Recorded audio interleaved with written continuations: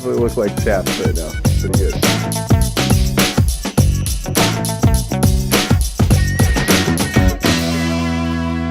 You know, you're quite a good seamstress by now. Awesome seamstress. Epic.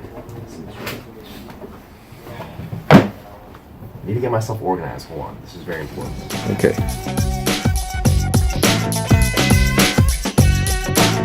Maybe do a whole dog. Can I just do this part? So anything at all.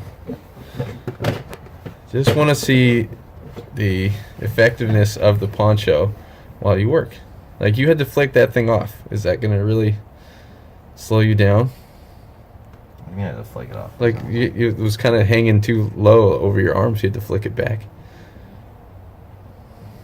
It could be problematic. Asking me to do that again? No. No, it looks like you're fine.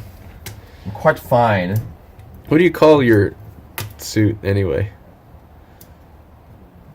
I don't have a name for it. We'll name it right now under pressure. Keep me warm suit.